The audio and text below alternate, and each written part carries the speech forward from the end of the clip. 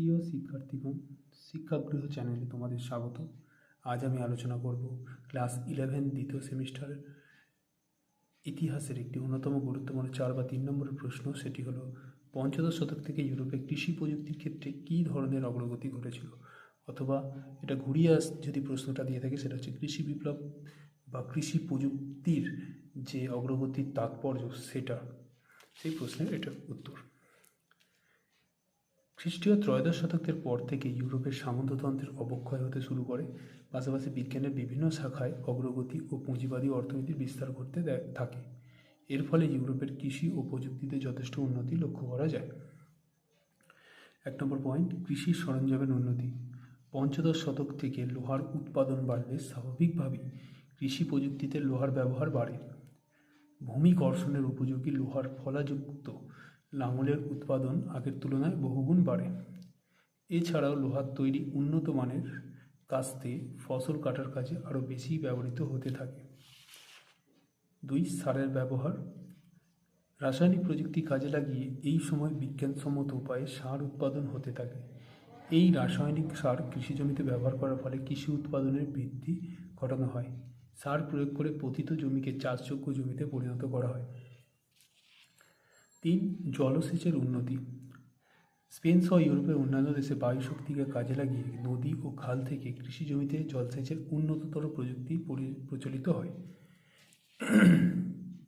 4, নতুন ফসল উৎপাদনের সূচনা। কৃষিক্ষেত্রে নতুন প্রযুক্তিকে কাজে লাগিয়ে বিভিন্ন ধরনের নতুন ফসল যেমন গম, যব, আলু, টমেটো, ফুলকপি, গাজর, আখ প্রভৃতি ফসল ও সবজি চাষ করা শুরু হয়। উপসংহার, পঞ্চদশ শতকে কৃষি বিপ্লব বা বিপুল কৃষির উৎপাদন বৃদ্ধি শিল্পক্ষেত্রে কাঁচামালের যোগানের বৃদ্ধি ঘটিয়েছিল। তো বলে রাখি, এটা যে কৃষি বিপ্লব, তো এই সময় ইউরোপে দেখা যায় যে ত্রয়োদশ শতকের পর থেকে ইউরোপে যে সামন্ততন্ত্র যে ছিল, তো সেটার পতন ঘটতে থাকে এবং সেখানে পুঁজিবাদী যে অর্থনীতির বিস্তার ঘটতে থাকে। তার ফলেই দেখা যায় যে সেখানে কৃষি ও প্রযুক্তিতে উন্নতি ঘটতে থাকে। এতে দেখা যায় যেমন কৃষি সরঞ্জামের উন্নতি দেখতে পাওয়া যায়, যেমন লোহার উৎপাদন বাড়লেই কৃষিতে লোহার ব্যবহার বাড়তে থাকে। এখানে লাঙলের উৎপাদন আগের তুলনায় বহুগুণ বেড়ে যায়। এছাড়া লোহার তৈরি বিভিন্ন ধরনের যন্ত্রপাতি যেমন কাস্তে ফসল কাটার কাজে ব্যবহৃত হতে থাকে। সারের ব্যবহার যেমন দেখা যায় যে এই সময় রাসায়নিক প্রযুক্তি কাজে লাগিয়ে সারের বিজ্ঞানসম্মত উপায়ে সার উৎপাদন করা হয়, যার ফলে এটি কৃষি জমিতে ব্যবহার করার ফলে দেখা যায় পতিত জমি চাষযোগ্য জমিতে পরিণত হতে থাকে। জলসেচের উন্নতি, যে বিভিন্ন দেশ যেমন স্পেন সহ অন্যান্য দেশগুলো বায়ু শক্তিকে কাজে লাগিয়ে নদী বা খাল থেকে কৃষি জলসেচের ব্যবস্থা করতে থাকে।